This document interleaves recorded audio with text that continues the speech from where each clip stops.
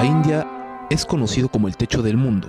Está ubicado entre Persia y el Tíbet, limitado por la gran cordillera del Himalaya. Su cultura encierra grandes misterios, especialmente en su literatura inspirada en la religión y la filosofía. Todas las grandes obras fueron escritas en sánscrito, la lengua antigua y sagrada que apareció en el mundo. En el caso de la literatura hindú hay que ir al idioma, es decir, hay que ir al sánscrito. El sánscrito es un idioma muy antiguo. Se dice que el latín proviene del sánscrito. Es más, que en el sánscrito están escondidos muchos misterios de la humanidad. Es la primera de las lenguas indoeuropeas que aparece por escrito. Tuvo 3 etapas: la védica o arcaica, la clásica y el habla popular, que es utilizado en relación con el tema de la relajación y el espíritu. Actualmente se hablan de lenguas indoiranias, entre ellas el indostani, que es el idioma más importante de la India y que tiene 2 variantes: el hindú, que se escribe con caracteres heredados del sánscrito, y el urdu, que utiliza el alfabeto árabe. Varios idiomas derivados no indoeuropeos y lenguas que pertenecen a otras familias. El idioma hindú es un idioma riquísimo en connotaciones, de tal manera que cuando uno lee, uno tiene que saber exactamente a cuál de las connotaciones se refiere, es decir, hay que ser un especialista. La literatura india se caracteriza por una abundante fantasía, la que le proporciona gran riqueza imaginativa a sus textos, que a la vez impregnan de enseñanzas morales. Por esta razón es eminentemente didáctica, lo cual ha generado una gran admiración por parte de los pueblos occidentales. De ahí la enorme influencia en las literaturas europeas, especialmente en las leyendas mágicas y místicas.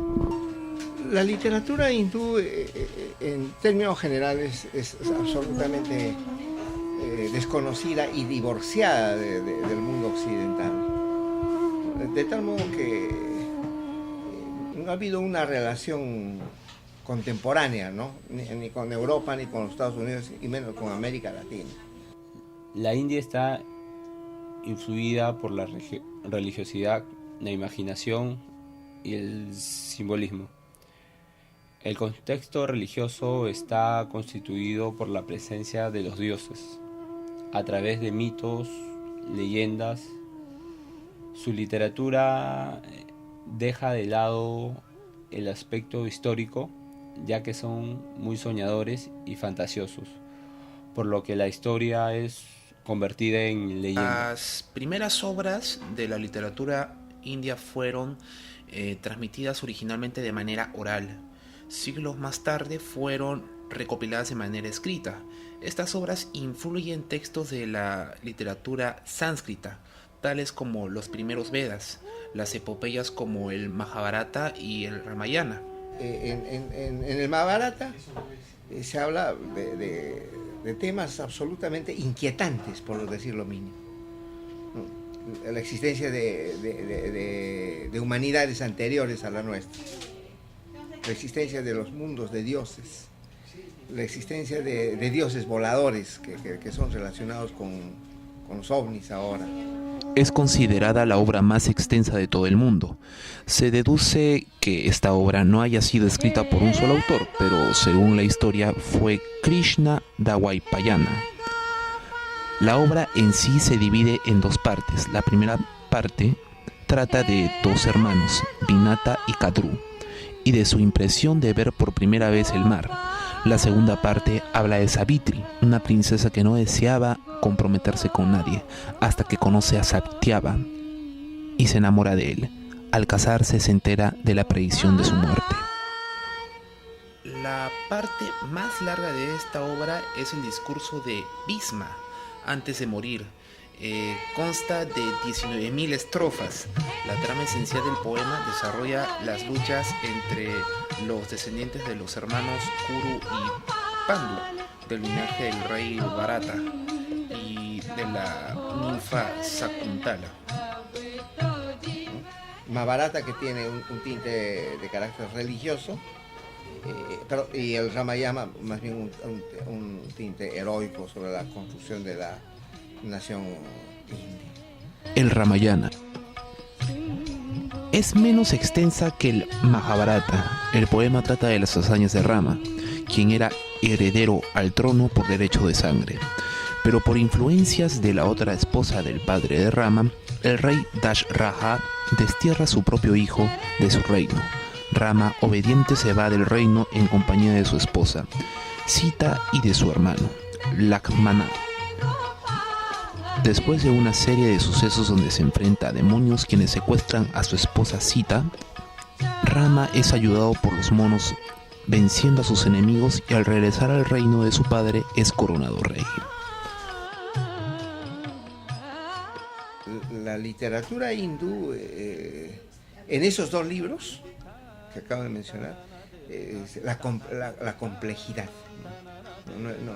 Ellos no renunciaron a la complejidad, asumieron la complejidad. Es literatura ejemplarmente compleja. No es más compleja que la literatura japonesa o la literatura china, por ejemplo, o la literatura del Medio Oriente. Una obra que tuvo mucha importancia en la literatura hindú fue Los Puranas, debido a que fue redactado en sánscrito y contiene la tradición histórica de la cultura de la India. Se dice que fue redactada en verso mezclados en prosa. Recibe el nombre de Puranas, que significa antiguas narraciones. Es una enciclopedia de la religión india que expone leyendas, tradiciones y mitos, la cual le da un valor documental a esta obra por contener la cultura literaria de la India. Estaba compuesto por 5 partes: Sarga, la creación del universo; Pratisarga, creaciones secundarias; Vansha, genealogía de dioses, reyes y sabios; Manvantara, la creación de la raza humana; y Vancha Anucharitam, historia de las dinastías. Un tema complejo de la literatura hindú era la poesía lírica, debido a que ninguna de sus composiciones expresaba un sentimiento personal o un estado de ánimo del hombre, sino su inspiración directa era la religión. La poesía apareció tardíamente en la India, esto es entre los siglos III y IV de nuestra era. Apareció como una poesía bucólica y sencilla, escrita en sánscrito.